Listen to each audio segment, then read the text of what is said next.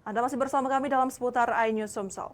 Polrestabes Palembang melaksanakan rekonstruksi pembunuhan pegawai koperasi yang mayatnya dicor semen. Dalam adegan rekonstruksi terlihat para pelaku sudah merencanakan pembunuhan. Keluarga dan rekan kerja korban menuntut hukuman mati untuk para pelaku.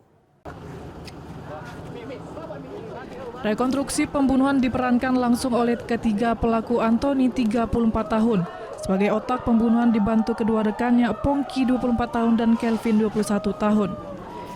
Adegan rekonstruksi dilakukan di lokasi kejadian yakni toko distro milik Antoni di Jalan Kehadalan Alang-alang Lebar, Palembang. Dalam adegan terlihat ketiga pelaku sudah merencanakan dan mempunyai peran masing-masing saat mengeksekusi.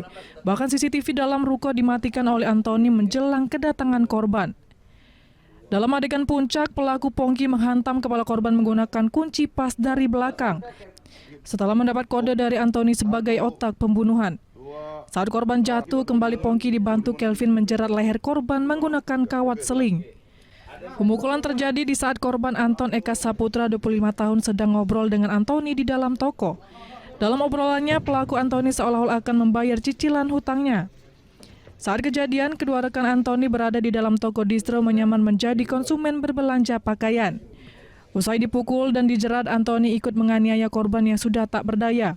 Kemudian ketiga pelaku mengangkat jasad korban ke ruang belakang. Antoni sempat menyuruh karyawan perempuannya yang berada di depan untuk membeli semen dan alat pel untuk membersihkan darah di lantai. Adegan selanjutnya dari ruang belakang jasad dipindahkan ke halaman belakang ruko. Pongki dan Kelvin kemudian mengubur jasad korban dalam bak air dengan adukan semen. Sementara Antoni menutup pintu belakang dan kembali ke depan ruang toko seolah-olah tidak terjadi apa-apa. Sementara keluarga dan rekan kerja korban menghadiri melihat jalannya rekonstruksi, mereka menuntut hukuman mati untuk para pelaku. Ya, rekonstruksi pembunuhan ya. Jadi dia dilakukan oleh teman-teman dari Satreskrim Polrestabes. Berapa adegan tadi, Bang? Berapa adegan, Bang? 45 adegan. 45. Berarti tadi diperankan oleh tersangka semua langsung, Bang? Ya.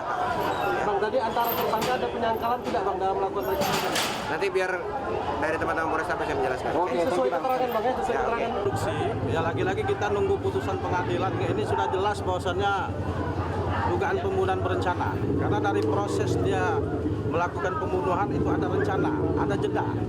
Ada jeda dan ada niat, kemudian ada setting waktu.